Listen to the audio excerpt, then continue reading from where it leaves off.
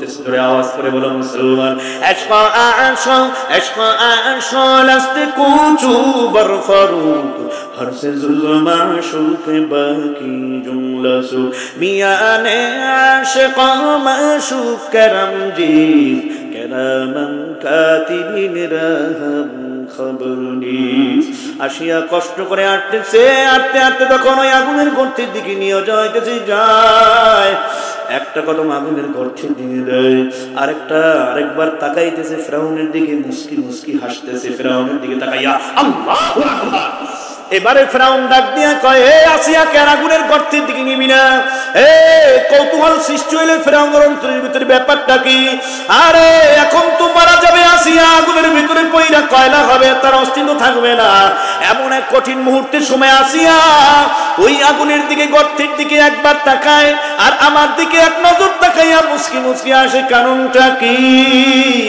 আসিয়াকে যখন কাছে নিয়ে আসছে, ফিরাউন জিজ্ঞাসা করে, আসিয়া সত্য কথা বলবা, আমার দিকে এক নজর তাকাইয়া মুস্কি আসো, আর এক নজর তাকাও আগুনের ওই গর্তের দিকে, রহস্যটা কি আমাকে খুলে বলবা নাকি? আসিয়া ডাক দিয়া কয়, বেঈমান, তুই যখনই ওই আগুনের গর্ত আমার জন্য বানাইছ, আমার আগুন দিয়া জ্বালায়া দিবি, আমি আমার আরশে আযিমের মালিক আল্লাহকে আরশের দিকে তাকায়া ডাক দিয়া বলছি, ও আল্লাহ, আমি আসিয়া জীবন দিতে রাজি রে মালিক, আগুনে পড়তে রাজি, কয়লা হইতেও রাজি, কিন্তু মৃত্যুর আগে আল্লাহ তোমার কাছে আমি আসি একটা দরখাস্ত করি।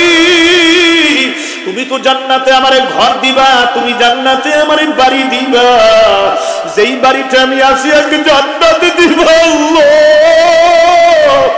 ওই বাড়িটা মরার আগে আবার একটু দেখায় আল্লাহ, জান্নাতে ঘর দিও আল্লাহ, এই সব ইবাদত কবুল করে নিও। আল্লাহু আকবার। ফিরাউন বেঈমান শোন, আমি তো আগুনের দিকে তাকাইয়া আগুন আমি দেখি না, ওই আগুনের গর্তের ভিতরে আমি তাকায়া দেখতেছি হাজার হাজার ফেরেশতারা, জান্নাতে আল্লাহ আমারে যে বাড়ি দিবে, স্পেশাল দামি বাড়ি, ওই সুন্দর আকর্ষণীয় বাড়িটা আগুনের গর্তের মধ্যে আমার চোখের সামনে তুলে ধরেছে। আরো জোরে জোরে কম সুবহানাল্লাহ। এবারে আসিয়া যাইতেছে আড্ডা দিয়া কয়, ফিরাউন শোন, আমি ওই গর্তের আশেপাশে কোনো আগুন দেখি না, ভেতরে কোনো আগুন দেখি না, আগুনের গর্তের পাশে আমি তাকায় দেখতেছি আসিয়া, কুলাঙ্গার তুই দেখো না, হাজার হাজার রহমতের ফেরেশতারা গর্তের চতুর্দিকে হাজির হয়ে গেছে, ফুলের তোড়া নিয়া, যারা আমাকে ইস্তেকবাল জানাইয়া, স্বাগতম জানাইয়া মাওলার জান্নাতে ঘরের মালিক বানায়া দিবে। আরো জোরে জোরে কোন সুবহানাল্লাহ। বেঈমান জল্লাদের মাধ্যমে ওই দুনিয়ার আগুনের গর্তের ভিতরে যখন ফালাইয়া দেয় বিবি আসিয়াকে ফালাইয়া দেওয়ার সঙ্গে সঙ্গে জান্নাতে